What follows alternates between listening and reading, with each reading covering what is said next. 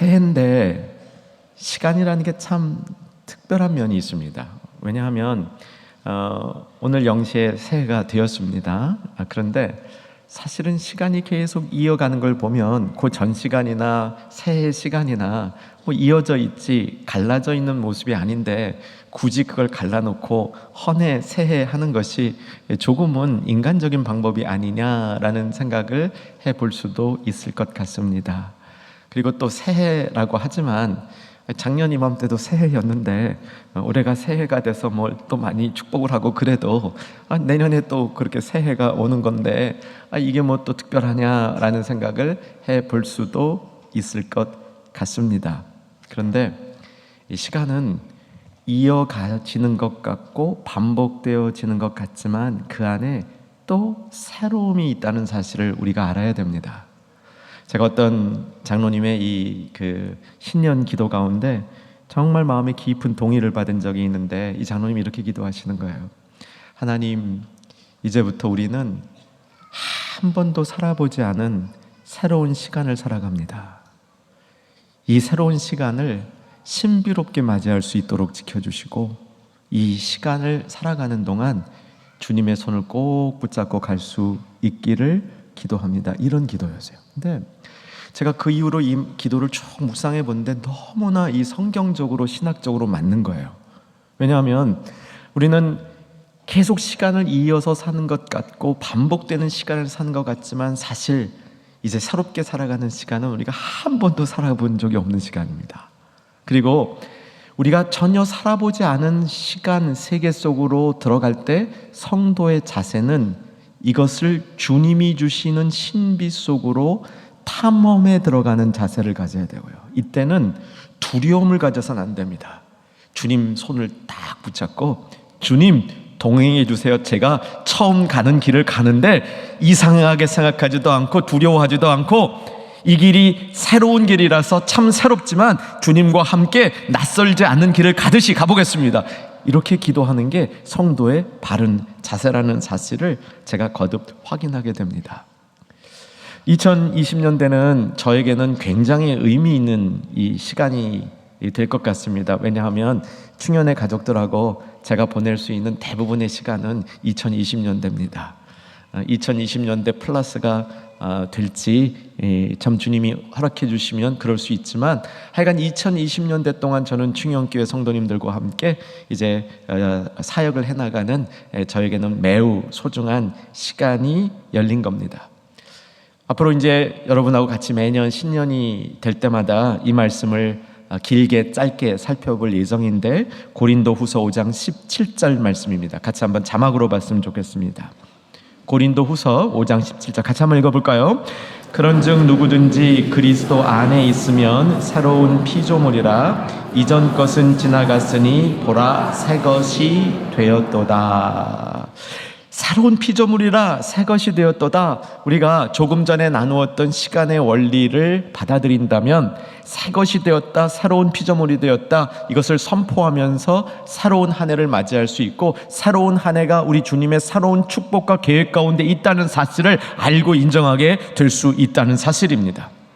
누구든지라고 얘기합니다. 여기 누구든지에는 예외가 없는 거죠. 나이 드신 분도 새로운 피조물이 된 겁니다. 내가 이 세상을 더 소망 있게 살 이유가 없다고 자포자기하고 있는 세대의 사람들도 새로운 피조물이 되었다는 것이죠. 그래서 젊은이들에게 소망을, 나이 든 사람들에겐 새로운 열정을 주는 말씀이라고 믿는 겁니다. 사랑하는 여러분, 새로운 피조물이 된 줄로 믿으시고 2020년 한 해 2020년대 10년을 시작하는 우리 모두 되기를 주의 이름으로 축원합니다. 이제 새로운 신년과 10년을 맞이하면서 저는 우리 사랑하는 충현의 가족들과 함께 성장과 성숙에 힘쓰자라는 이 과제를 가지고 힘써 달려가려고 노력하고 계획하고 있습니다. 우리의 표대는 성장과 성숙, 영적으로 말하면 성화죠. 쉽게 얘기하면 주님을 닮아가는 겁니다. 이 목표를 가지고 2020년 한 해 동안 여기 모두가 충현의 모든 가족들이 성장할 수 있기를 주 안에서 소망하고요, 성숙할 수 있기를 기대하고요, 성화되기를 열렬히 바랍니다. 이것이 저의 기도이고 목적이고 우리 주님이 바라는 바요 여러분이 또 원하는 바라 이렇게 생각을 합니다. 성장과 성숙은 꼭 필요한 것이죠. 이것은 특별히 영적인 분야에 있어서 성장과 성숙은 나이에 관계없이 지속적으로 이루어져야 되는 거죠. 주님 앞에 갈 때까지. 자라지 않는 아이를 보고 있는 부모의 마음은 참 안 좋을 겁니다. 아이들이 때가 되면 쑥쑥 자라야 되고요. 특별히 막 커야 되는 성장기에는 쑥쑥 커야 되는데 그러지 못한 자녀들을 보고 있는 부모는 정말 안타까울 것 같아요. 특별히 요즘 시대에 이렇게 자녀가 많이 성장하지 않는 모습을 보면 정말 가슴 아플 것 같습니다. 반대로 자녀가 아주 잘 성장하고 있는 모습을 보면 부모는 마음이 편하고 든든하고 기뻐할 것 같습니다. 오늘 본문은 예수님이 성장하는 모습에 대한 기록이고요. 2장 40절, 2장 52절 두 말씀에서 두 번에 걸쳐 예수님의 성장하는 모습을 요약하고 있는데 이 말씀을 통해서 우리가 어떻게 성장해야 될 것인가 그 모습을 배워가려고 합니다. 오늘 본문을 다시 한번 두 절만 읽었는데 두 절 다시 한번 확인해 보시면 40절입니다. 아기가 자라며 이렇게 되어 있고요. 52절 보십시다. 52절 예수는 지혜와 키가 뭐하며 자라며 이렇게 되어 있습니다. 그래서 예수님의 성장을 얘기하고 있는데 흥미롭게도 이 두 개의 자란다라는 말은 다른 단어가 쓰이고 있습니다. 그래서 우리는 이 두 개의 다른 단어를 통해서 예수님의 성장에 관한 본질적인 가르침을 가질 수 있습니다. 오늘 특별히 자녀와 함께 예배드리는 분들을 이렇게 예배드려 주시기를 기대합니다. 자녀를 축복하고 싶은 마음이 생기면요, 제가 중간중간 말씀 중에 자녀를 축복합시다 그러면요, 옆에 있는 자녀를 마음껏 축복하시기 바랍니다. 옆에 자녀가 없으면 집에 혹은 딴 곳에 있는 자녀를 마음으로 많이 축복하시기 바랍니다. 오늘은 특별히 첫날 축복의 날이기 때문에 말씀과 함께 여러분이 자녀를 축복하는 그 축복이 우리 주님이 더 기쁘게 더 온전하게 받아주실 줄 믿습니다. 자, 이 두 가지 자라나는 모습을 우리가 나누기 전에 사랑하는 여러분, 정말 더 성장하고 싶고 성숙하고 싶은 마음이 있으십니까? 여기 없으신 분이 좀 계시군요. 근데 이 없으신 분을 위해서 제가 아주 100% 단정적으로 말씀드릴 수 있습니다. 성장의 마음이 없다는 것은 이제 늙었다는 겁니다. 늙었다는 결론입니다. 성장의 마음이 있는지 확인해 보시기를 바랍니다. 자, 우리 자녀들, 우리 젊은 세대 가운데서도 성장의 마음이 없는 분이 있을 수 있습니다. 그냥 삶이 지치고 삶이 너무 바빠서 내가 성장하고 성숙하고 성화되고 싶은 마음을 완전히 잊어버리고 있다면 이런 분들을 뭐라 그러는지 아세요? 애늙은이라 그럽니다. 우리에게요, 생명이 있고 영혼이 살아있으면 성장하고 성숙하고 성화되고 싶은 마음이 있는 겁니다. 여러분 자녀를 한번 축복하시기 바랍니다. 여러분의 자녀 가운데 생명이 있기를 축복하십시오. 이 생명은 육신의 호흡이 있는 생명이 아니라 영혼의 생명인데 그 생명이 있으면 성장하게 되어 있습니다. 성숙을 바라게 되어 있습니다. 성화를 원하게 되어 있습니다. 다시 한번 축복하시기 바랍니다. 여러분 자녀들에게 생명이 있기를 축복하십시오. 생명이 있는 자녀들은 성장과 성숙을 바라게 되는데 우리는 이런 성장과 성숙에 있어서 주님, 제가 좀 더 일을 많이 해보고 싶습니다. 좋은 큰 좀 더 높은 위치를 갖고 싶습니다. 이런 마음을 가질 수도 있습니다. 그런데 우리가 조금 더 가져야 될 것은 주님, 내게 더 큰 힘을 주십시오. 더 큰 자리를 주십시오. 이런 그 성장의 모습은 우리 주님이 축복으로 따라주시는 것이고 우리가 정말 구해야 될 것은 지혜를 구하고 은혜를 구해야 됩니다. 자, 1장 40절을 다시 한번 보시면 아기 예수가 자라가면서 강해지고 육신이 강해진 겁니다. 육신이 강해지고 그 다음 뭐라고 되어 있냐면 지혜가 충만하며 하나님의 은혜가 그 위에 있더라. 여러분 이 말씀으로 빨리 또 한번 자녀들 축복하시기 바랍니다. 우리들의 자녀 가운데 지혜와 은혜가 있는 것이 그의 건강과 체력과 체격이 커지는 것과 함께 반드시 있어야 될 주님이 주시는 축복의 모습이라는 것이죠. 자, 이제 첫 번째, 자라는 거죠. 이 자란다는 말은 천국, 하나님 나라가 이게 커지는 거 있죠.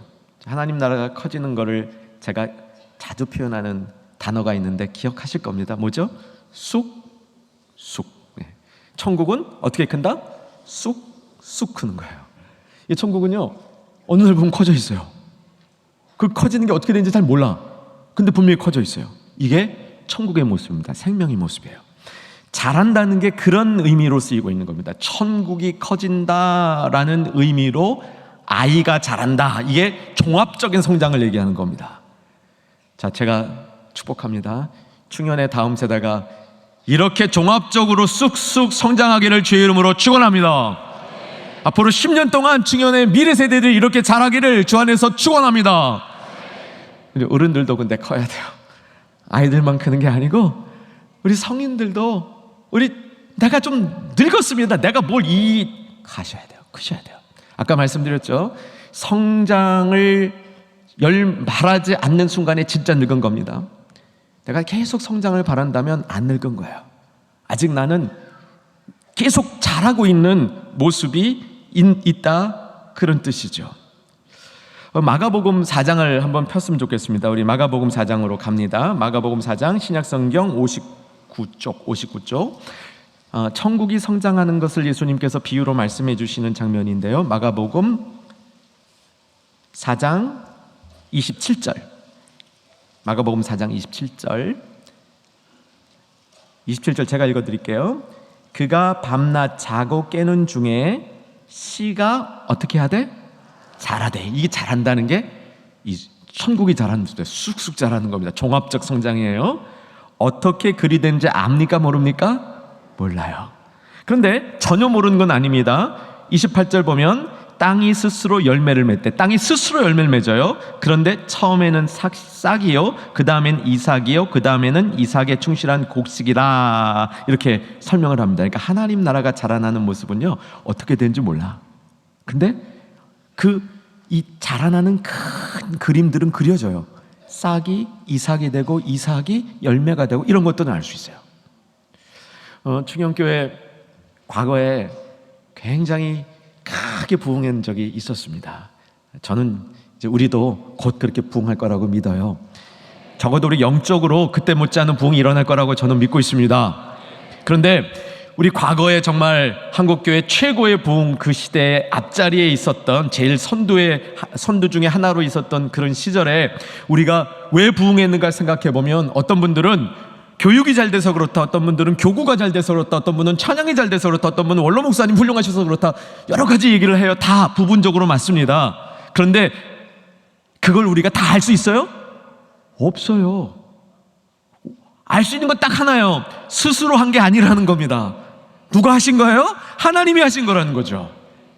우리의 잘하는 것은 알 수 있어요. 이렇게 하면 조금 더 큰다는 것 알 수 있어요. 그런데 그게 정답이 아니라는 겁니다. 정답은 하나님이 하시는 거예요. 사실 하나님이 하시기 때문에 결론은 스스로 된 것이다 라고 얘기할 수 있는 겁니다. 그래서 사랑하는 여러분, 이 예수님의 성장을 통해서 우리가 성장과 성숙을 바랄 때 우리가 그걸 다 몰라요. 그런데 하나님이 하실 겁니다. 하나님이 하시는 분입니다. 우리의 성장과 성숙을 이런 마음으로 1년을 기대하시면서 사랑하는 충현의 모든 가족들, 특별히 다음 세대들, 그리고 연로하신 우리 충현의 어르신들까지 우리 내년 이맘때에는 내가 성장했습니다, 성숙했습니다, 성화되었습니다, 조금은 더 되었습니다, 이렇게 말할 수 있는 우리 모두가 되기를 주의 이름으로 축복하며 소망합니다. 두 번째, 52절에 이 자라다는 말은 특이한 말입니다. 보통 성경에서 자란다라는 말을 쓸 때에는 이게 하나님 나라가 자란다 이런 모습을 제일 많이 써요. 그런데 52절에 자란다는 말은 매우 특이한 말이 쓰이고 있는데, 이게 발전하다, 진보되다, progress, 발전하다, 진보되다, 이런 의미로 사용되는 자란다라는 뜻입니다. 이 말을 우리가 한번 다룬 적이 있습니다. 디모데전서 4장 15절, 우리 영적인 전문가가 되는 원리 말씀 나눌 때 다뤘습니다. 한번 디모데전서 4장 15절 자막으로 보겠습니다. 디모데전서 4장 15절. 같이 한번 읽을까요? 이 모든 일에 전심전력하여 너의 성숙함을 모든 사람에게 나타나게 하라. 기억나세요? 세 가지 영적 전문가, 정말 전문가 되는 원리 세 가지. 전심전력하라. 두 번째, 원래 첫 번째가 기초에 충실하라, 기본에 충실하라. 두 번째, 전심전력하라. 세 번째, 지속적으로 자기를 점검하라, 돌보라 였잖아요. 전심전력할 때 우리에게 뭐가 나타난다면 성숙함이 나타난다. 옛날 번역에 진보가 나타난다, 프로그레스, 발전이 나타난다, 그 뜻입니다. 그래서 우리 예수님의 성장 가운데 또 하나 보여주는 것은, 사실 예수님은 진짜 이 육신이 막 컸잖아요. 그러니까 예수님의 성장을 원래 보여주는 말은 천국이 성장하는 듯한 그런 종합적인 성장인데, 2장 52절에서는 우리들을 위해서 성장의 모습을 외적 성장만이 아닌 내적인 성숙과 성화의 과정으로 그려주고 있다는 겁니다.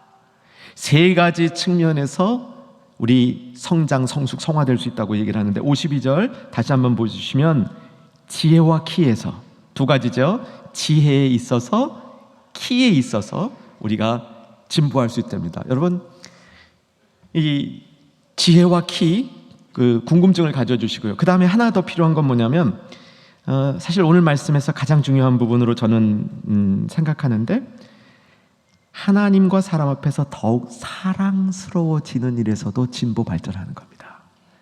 이 세 가지 영역에서 진보 발전을 이루라, 그런 뜻입니다. 하나씩 살펴보겠습니다. 지혜에 있어서 진보 발전을 이루는 겁니다. 내년 이맘때까지 꼭 이루시는 우리 모두가 되기를 주 안에서 아주 강하게 소망해 봅니다. 지혜는 하나님의 관점에서 세상을 보는 거죠. 이 지혜가 있으면 어려운 문제들이 아주 잘 풀려나갑니다. 지혜는 근본적으로 하나님을 아는 지식이라고도 얘기할 수 있습니다. 자, 오늘 본문으로 정해놓고 읽지 않은 부분이 있습니다. 오늘 본문으로 정하고 읽지 않은 부분에 예수님이 12살 된 해에 부모님들과 함께 예루살렘에 갔습니다. 예수님은 나사렛에서 살고 있었고요. 예루살렘에 간 이유는 성지순례였습니다. 유대인들은 1년에 한 번씩 성지순례를 가야 되기 때문에 성지순례를 가는데, 이때 성지순례는 마을의 대부분의 사람들이 같이 간 것 같아요. 얼마나 재밌었겠어요.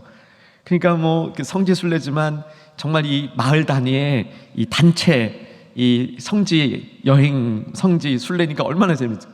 그래서 이제 그 마을 사람들끼리 막 막 같이 몰려다니면서 얘기하고 막 이러다 보니까 그냥 다 같이 이렇게 휩쓸려 다니다 보니까 예수님이 빠진 것도 모르고 이 무리들이 돌아오다가 하루가 지난 다음에 예수님이 없는 거를 부모님이 알고 놀란 거 아니에요. 그냥 식급했다 아마 그러는 것 같아요.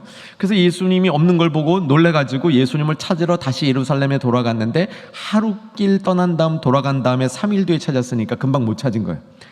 예루살렘에 들어가서도 이제 막 헤매면서 예수님을 찾았는데, 46절에 보면 예수님이 성전에 앉아서 성전의 선생님들과 막 이게 대화하고 있는 모습이 나타나고요. 47절을 보게 되면, 자, 47절 눈으로 찾으셨습니까? 제가 읽어드릴게요. 예수님이 막 대답하는 일 가운데 듣는 자가 다 그의 지혜와 대답을 놀랍게 여겼다. 예수님이 굉장히 지혜로운 사람이 됐다는 걸 보여주는 거예요. 그렇죠? 앞에서 예수님의 지혜가 커갔다, 예수님의 지혜가 놀랍도록 나타났다, 이렇게 요약을 하는데, 그 지혜가 나타난 모습이 그 중간에 있는 거예요. 예수님이 12살밖에 안 됐는데 그 지혜가 아주 탁월했는데, 그랬는데 그 예수님이요, 그 쭉 읽어보면 51절에 사실 어떻게 보면 예수님이 좀 당돌했어요. 뭐 성전에 계시면서 부모님이 왜 여기 있어? 그러니까 내가 아버지 집에 있어야 되는 줄 모르십니까? 라고 부모님에게 조금 무한도 주고 그랬어요. 그런데 이거는 굉장히 중요한 의미가 있습니다. 예수님이 12살 때부터 자신이 하나님의 아들이라는 것을 선포한 의미가 있는 거예요. 근데 그 다음에 51절에 보면 예수님이 부모님과 함께 나사렛으로 돌아온 다음, 우리말 보셔요. 순종하여 받드시더라. 이거는 예수님이 부모님께 순종하고 부모님을 받들었다, 그런 얘기입니다. 그러니까 예수님이 절대로 많은 지혜가 있다고 교만하지 않으셨다는 거예요. 부모님을 아주 철저히 순종하면서 따랐다는 거예요. 그렇지만 더 중요시 생각했던 것은 하나님 아버지의 뜻이다. 이런 예수님의 모습을 보여주는데, 자, 성전에서 12살 정도 된 소년이 성전에 아주 지식이 많은 선생님들과 토의가 붙었는데 이 선생님들이 놀라는 거야. 그걸 보니까 그렇잖아요. 그 지혜와 대답을 놀랍게 여기더라. 도대체 뭘 대답하셨을까?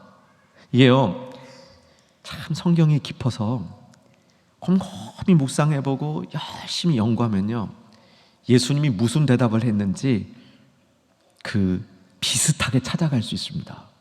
제가 찾은 걸 좀 나눠드릴게요.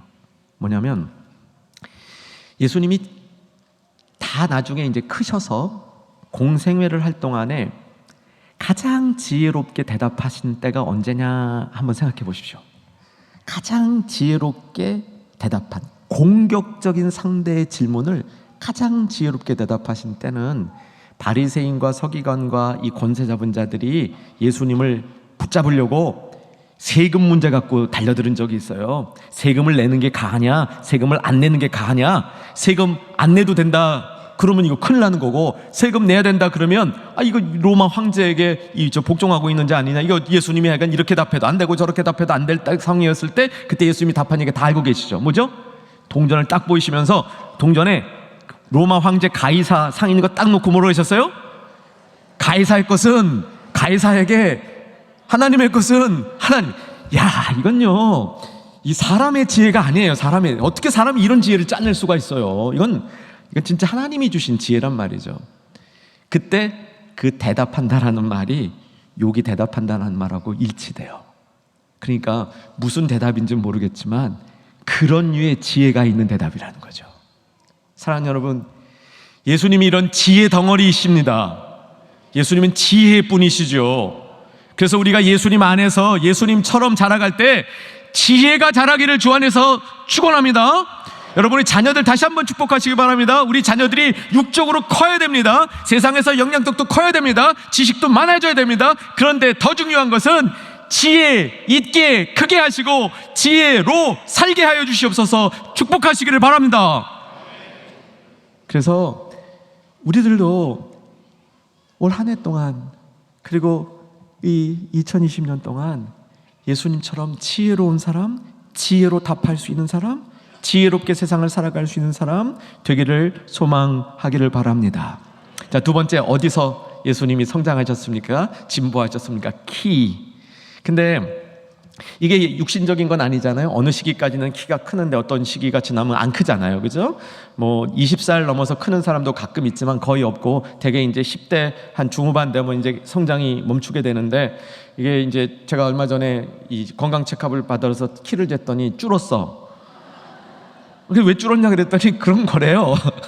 그래서 그러더라고요. 나이 드시면 더 줄어요 그러더라고요. 그래서 이게 주는 건 제가 들어서는 알았는데 경험은 처음 해봤습니다. 그런데 이제 그렇게 된다니까 예상은 해야죠. 그러나 여기서 말하는 키가 큰다는 말은 그럼 무슨 의미일까? 이게 이제 나이가 들어도 계속 키가 커야 된다는 말은 무슨 뜻일까? 이렇게 좀 상징적으로 의미하면 좋을 것 같아요. 키가 크다의 장점은 뭐냐면, 이제 키가 크면 시야가 좀 넓어지죠. 네, 시야가 좀 넓어져요. 그런 것처럼 우리가 정말 우리의 발전이 있고 성장이 있고 성숙이 있을 때 작은 시야를 갖고 있다가 넓은 시야로 커질 수 있는 그런 우리 모두가 되어야 된다는 겁니다. 여러분, 2020년이 지나고 다음 년 우리가 맞이했을 때 내가 시야가 좀 넓어졌습니다. 영적 시야가 넓어졌습니다. 세상을 보는 시야가 넓어졌습니다. 사람을 받아들이는 포용력도 좀 넓어졌습니다. 내 마음이 좀 풍성해졌습니다. 내가 좀 큰 것 같습니다. 이런 충현의 온 가족들 다음 세대 되기를 주의 이름으로 축원합니다.